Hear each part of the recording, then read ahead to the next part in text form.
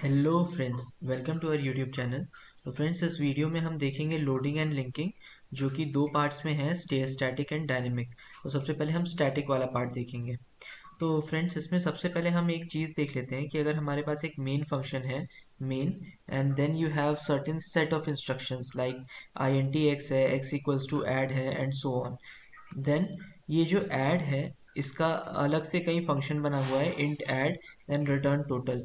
तो कंपाइलेशन के टाइम पे क्या होता है फ्रेंड्स, कि ये सारी जितनी भी चीज़ें हैं, ऐड जो होता है, ऐड का पूरा कंटेंट उठ के यहाँ पे आ जाएगा and it will be executed, और एक्स में उसकी वैल्यू स्टोर हो जाएगी, whatever will be there.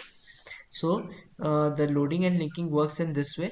अब लोडिंग और लिंकिंग में सबसे पहले हम स्टैटिक देखते हैं। स्टैटिक में कि if we are loading the entire program into the memory before starting of the execution, तो इसका मतलब ये होता है कि प्रोग्राम जो होता है हमारा सेकेंडरी मेमोरी में स्टोर होता है, जबकि अगर हमें किसी चीज़ को रन करना है तो उसका मेन मेमोरी या प्राइमरी मेमोरी में होना ज़रूरी है।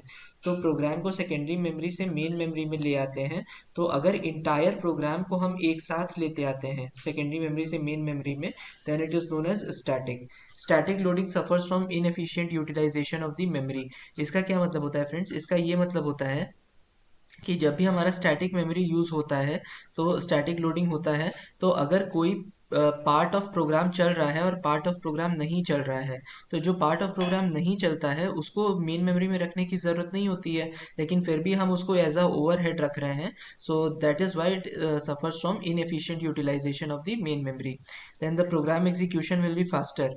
प्रोग्राम एग्जीक्यूशन क्यों फास्ट होगा फ्रेंड्स? क्योंकि अगर पूरा प्रोग्राम एक मेमोरी में है, दैट इज प्राइमरी मेमोरी में आ चुका है, तो बार बार हमें सेकेंडरी मेमोरी से प्रोग्राम को फेच नहीं करना पड़ेगा, इसलिए the program execution will be faster.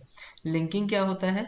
Linking का मतलब कि जितने भी मॉड्यूल्स और मेथड्स एक्सटर्नली यूज्ड हैं, जो हेडर फाइल्स होती हैं एंड सो ऑन, उसको हम क्या करते हैं कि अपने कोड में बस हैश इंक्लूड करके लिखते हैं सी सिंटैक्स में, तो उसका सारा कोड उस पोजीशन पे आके स्टोर हो जाता है। And linking is done during the compilation time. If static loading is used, जो हम यहाँ पे पढ़ रहे थे static loading, then accordingly static linking will be applied. तो फ्रेंड्स, आज के लिए बस इतना ही। ये था हमारा lecture regarding the static linking and static loading.